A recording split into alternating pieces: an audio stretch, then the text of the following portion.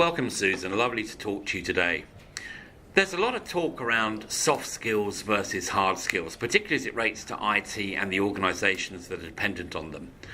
Could you spend a couple of minutes really talking us through what this really means? What is the difference between soft and hard skills and what that means to IT professionals as they're looking to engage across the organisation? Certainly. Interestingly, I think the term soft skills comes to an extent from the fact that we haven't had them as an industry, and soft is a term I think that dismisses skills. My take in working with businesses, particularly working with technologists integrating into businesses, is that they're actually not soft skills. They're very, very hard skills. They're very difficult. And what I think we need to do is shift the view that they're not soft, they're sophisticated, because they require a development, they require a maturity in how they're applied, and they make an enormous difference to your successful delivery. So hard skills are critical, but bringing in some of the soft skills to deliver the hard messages in a more, if you like, humane way is probably key for many organisations. I don't know that I balk at the term soft, and you'll hear from me at times that I say to people, I don't do the fluffy bunny, I don't do victim mentality. I think it's not about being soft, it's about being firm. Right. Soft implies that things give, that they have no resistance, that they have no substance to them, and that's where I think what we've really got to deal with is they're not sharp skills, they are not abrupt skills, they are very, very firm, they are solid skills. But I think it was mentioned in the presentation earlier by the MC that in fact it's effectively a hard core with a velvet outer. Many CIOs we talk to in Australia and around the region in general continue to tell us that internal processes and politics can be some of the biggest hurdles they face in terms of IT investment and innovation. What do you think of some of the things CIOs should be doing differently as they're approaching those relationships and approaching those conversations? So the politics is absolutely difficult can be difficult in every organisation. Whenever you are delivering change, you are challenging someone's status quo. And people will have various perspectives on that. It might be about a power base, it may be fear of what it means for them, and so you have to negotiate through those. That's where I think as technologists we've got to move past the technology, and as you mentioned, we keep hearing that the hardest bit is the politics. Well then why aren't we actually targeting the skills required to deal with the hardest bit? Right. And so that's where I think what we've got to do is place far more focus on how you influence people, how you actually deliver a message and a communication style, key messaging, all of those things. These are sophisticated skills that take time to build. It's not a case of hand me the 3-line message and I'll hit the email send button. You've actually got to learn how to respond to a conversation, how to read signals, how to know how to deliver your message in a way that your audience hears it, not that you're preaching to yourself. In your experience, do you think most Australian CIOs have the ability to not embrace but learn those skills? Or is there a case where organisations need to be hiring differently as they consider the CIOs that are in place within their organisations? I think they have the ability. I see in most teams they have the ability. What they don't do is have necessarily the awareness or the desire to develop them, because again, the skills are dismissed.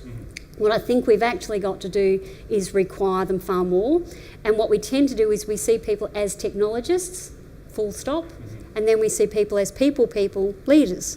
What I think we've got to do is understand that the true CIOs, the sophisticated CIOs, do technology and do the leadership piece and do the commercial and do the engagement piece. So it has to be a far broader definition of the role. It has to be defined as that by the people who are employing them. That's quite a tall order, really, isn't it? Interestingly, I'd have to say at the moment it is. I think the people that have all these skills are very, very thin on the ground at the moment. But it's not because we don't have the potential to develop them, it's because we never have. Do you believe it's important today for CIOs to really consider how technology can help them demonstrate different values and different experiences? It's interesting, whenever I see a Department of Innovation, I wonder what everyone else is doing. I think what our CIOs again have to be able to do is identify the innovative technologies, but again you've got to go further than that. What you've got to do is instead come in and say, here is how I think I could really, really work with you and change your business, and here's the value I could do, here's the issue I could fix using the innovative technology. So it's that engagement piece first, followed up by the technology. That, I think, is also one of the differentiators between a person who can sell the message and has no substance behind it.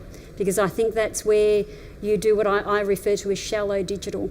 So it looks really good on the surface, but there isn't that technology depth, sustainability behind it. That's again where I think we have to be developing in people who understand technology, not replacing or supplementing them. So given the challenges CIOs face, where technology is one part of the equation, what advice would you give them in terms of how they can make IT much more relevant to the actual outcomes which employees and businesses are actually looking for? I think the other bit too is the CIOs have to take the responsibility for decisions and for making informed decisions back up to the senior decision makers. Because I think otherwise what happens is we see a lot of CIOs or IT managers put in the positions of becoming the organisational risk manager. And that's where you tend to get a view that the IT people always say no. It's because in fact they are managing risk, whereas others are managing, it might be business advantage, etc. You have to actually balance it. And that again comes to how you engage, what you ask of them in their decision making. How important is trust in all of this? Trust is absolutely a factor, and that I think comes back to, do you walk the values you talk? So if you look at things such as integrity, you look at courage, you look at professionalism, all of those elements contribute to trust. If you're in a conversation with someone and you're telling them something and they're sitting there nodding, they're agreeing, they're engaging, but they're thinking, I don't believe a word they're telling me, then the decision that will be made 30 seconds after you walk out the door is, yeah, I know we said that, no way are we going to do it. And that's a real scenario that I hear played out in organisations. So one of the things we do is confront both sides with, well, why don't you trust? Do you understand how that is damaging your organisation? Again, it has to be about it being in their interests. What's the impact on them? Then you can work with them all to change it.